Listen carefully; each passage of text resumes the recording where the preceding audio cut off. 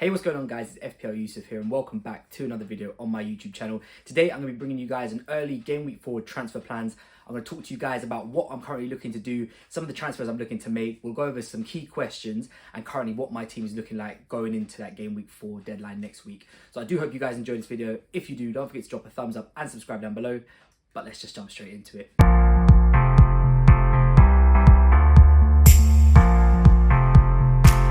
Okay, welcome back guys. Thank you so much for being here with me today on my YouTube channel for another video.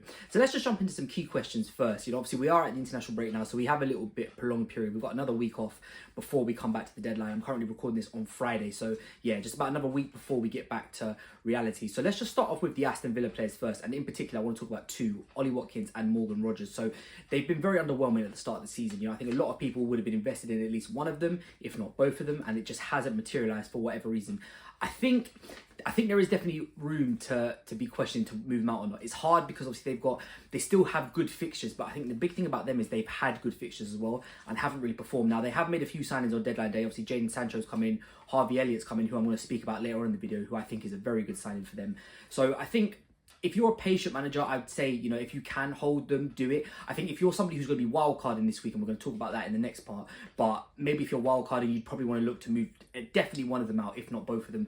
I think that you can only wait so long. Obviously, when you've got the likes of Erling Haaland continuing to score, Victor Gyökeres' fixtures are about to swing for Arsenal. So, Mateta, Chris Wood's got still decent fixtures coming up. So there's a few options sort of around Ollie Watkins' price point and below, which would be saving you money. So I think for me personally, I think if you've got them, obviously selling them now is very difficult because they are, top or near top of the fixture ticker. So I'd err on the side of caution. Like I said, I think that if you've got a couple of transfers racked up and you haven't really got anything else to do, then I definitely think that there's room to move out and move on to different players.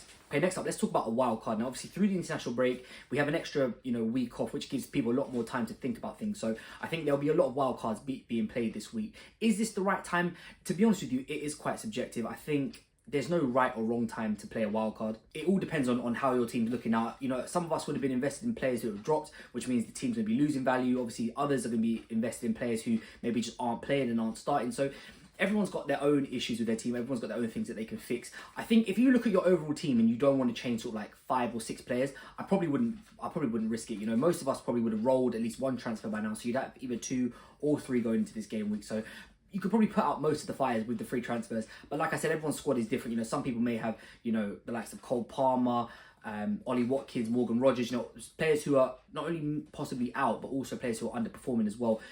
Obviously, Liverpool's fixture is about to come into Burnley. Some people may want to jump on Salah, Gakpo.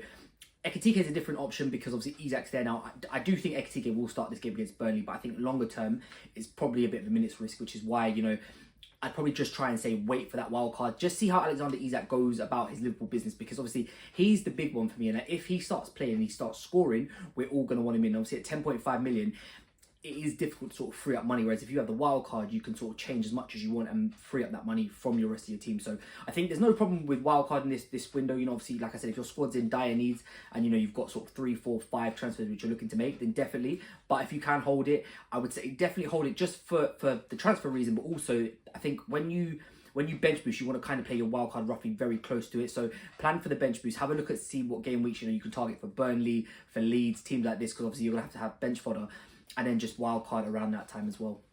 And last up on the key questions, let's talk about Nottingham Forest. Now, they have been very underwhelming, especially in the defensive side of things. Now, I think a lot of us probably would have thought that they would have kept 1, maybe even 2 clean sheets.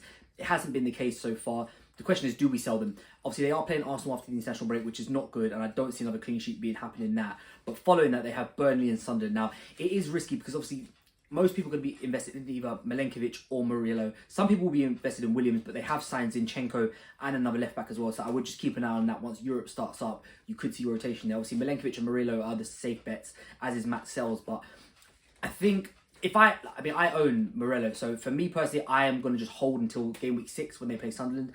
And after that, they will be swiftly moved on. Obviously, there are a lot of players that we probably want to sort of gravitate towards. I'm going to talk about that in my transfer targets in the next section. But I think at that 5.5 million price tag, it is very steep for a team who's not keeping clean sheets. So one to watch definitely. I probably wouldn't get rid of them this week. I know they are playing Arsenal. I'd probably find a way to bench them and save them for Burnley and Sunderland. But if they do concede against Burnley, then I think that there's definitely a shout to move out even before Sunderland.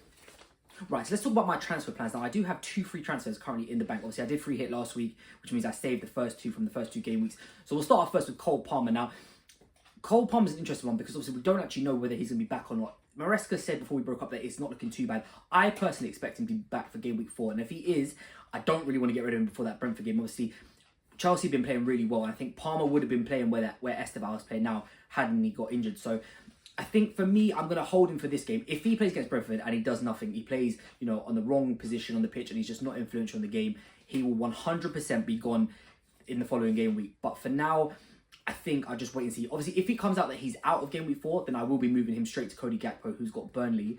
But I think for the time being, I'm going to be patient, just hold with him. I'm going to give him another game week. But like I said, if he A, is out, he will be moving to Gakpo. But B, if he doesn't perform, he will be gone as well. Right, Jorginho Ruta is becoming a bit of a problem for me. So he has dropped in price, which has took him down to 5.9. Now, my biggest issue is I have no money in the bank to go up, which means I have to go down to free up money to use transfers for elsewhere. The problem is that if I move down to a 5.5 million, which I'm looking at is Caicedo or Anderson, obviously that's a 0.4 difference, which means moving, a Joachim Anderson up to a 5 million defender like a Lacroix it's not possible now because of this price drop, which is so frustrating. The price changes are so frustrating sometimes because you think you've got your team set up and it just doesn't work out the way you want it to. But there is another option that I've got on screen here. So like I said, Anderson and Caicedo are the top 2. Harvey Elliott is at Aston Villa now. I spoke about him in that previous key questions section just briefly.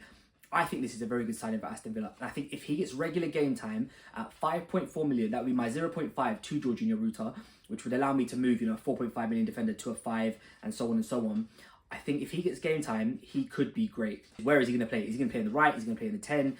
I'm not sure. Obviously, Morgan Rogers can play on the left. They have got Jadon Sancho now. Will he play? If I had to predict, I would say they're probably going to be a front 3 of behind Watkins, of Elliott in the centre, Sancho on the right, Rogers on the left. But obviously, they can all interchange with each other. So I'm going to keep an eye out. I won't do it yet. That would probably be a wild card move. I just want to wait and see if Harvey Elliott is actually going to start and get minutes at Aston Villa. But definitely one to keep an eye on. Speaking about Joachim Anderson, he is next up on my list. He has got a decent fixture this week in Leeds at home, so I definitely won't be getting rid of this week.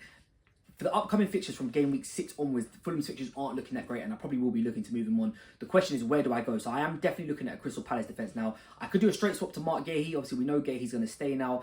Transfer window is shut, and he's still Crystal Palace, so we know he's going to stay. Palace yet to concede a goal. They've just been absolutely phenomenal defensively so far.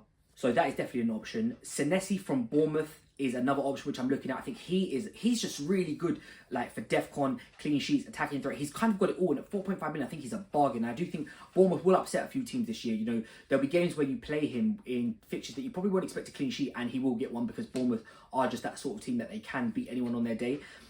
Lacroix is obviously that 0.5 million more, which is why I would have to drop Jorginho Ruta to Harvey Elliott to get that extra 0.5. And look, if out of all 3 of those that I've just mentioned, Lacroix would be the one that I want the most. Obviously, Palace defence is very good. He's exceptional for DEFCONs, and he does offer a little bit of an attacking threat as well. But I think wildcard, I probably would want to include all 3 of them if I'm being honest with you. But yeah, definitely Joachim Anderson is somebody that I am looking at. But in order to move him up to Lacroix, I would obviously have to move Jorginho Ruta down to Harvey Elliott.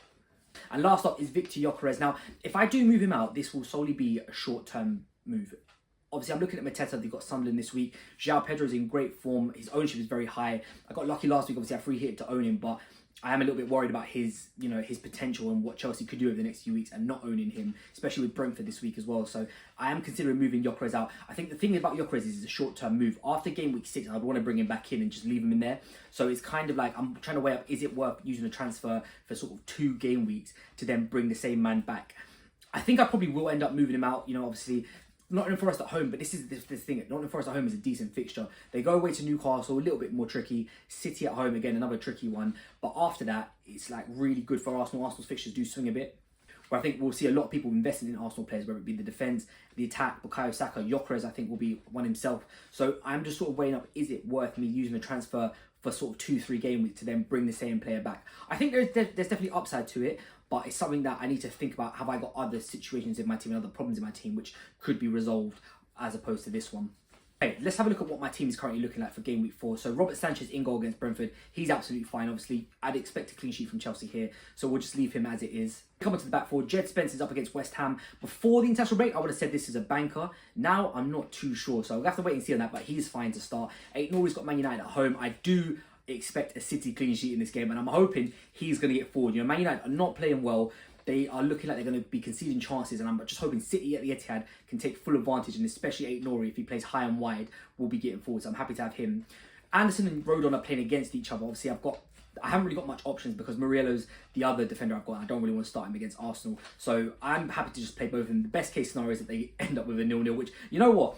It could happen because Fulham don't score a lot of goals and neither do Leeds. So I'm hoping that these two will just cancel each other out, just have a 0-0, one of those just stalemate draws, and hopefully both of them will bank clean sheets. Then we come on to the midfield. Obviously, like I said, Cole Palmer, I'm going to keep him now. I won't be making any free early transfers throughout this window. I'm going to wait and see right to the very end just so I can get as much information on Cole Palmer as possible. But like I said, if he's fit and he's going to be playing, he will be in my team definitely for this week. If we hear that he's out, then he will be moved to Gakpo. Florian Wirtz against Burnley. I'm hoping this is going to be the start of something from him. You know, obviously, he's had a very disappointing start to the season. No goals, no assists so far. But hopefully, fingers crossed, this will be the game that can sort of get him going and get him on that returns. And obviously, Tijani Reinders, again, same thing, Man United at home. It's a fantastic fixture. I do expect City to dominate that game. And hopefully, fingers crossed, they can have a little bit of a bounce back because they have been poor for the last 2 games. Then we come on to our forward line. Obviously, Erling Haaland is in there. Definitely potential captaincy shout this week. He's just been so good. You know, I think the Salah versus Haaland, but I think it's showing just now that, you know, it is moving towards Haaland. But obviously, Salah does have a great fixture this week. But I think the captaincy choice for me will be between Erling Haaland or Salah's fellow teammate Ekitike, who I've got up front as well. So it'll be one of them two who has the captaincy. Obviously, both have got good fixtures. Liverpool going away from home, Manchester City at home. So we'll have to wait and see which one. I think that will probably be right to the very end to make that decision. And obviously, last up is Victor Gyökeres, Nottingham Forest at home. Again, back at the Emirates. I do think he will play well in this game. I think this game is suited for him. Like I said, Forest haven't really been that good defensively as well. So overall, I'm happy with the team. We have the 2 free transfers.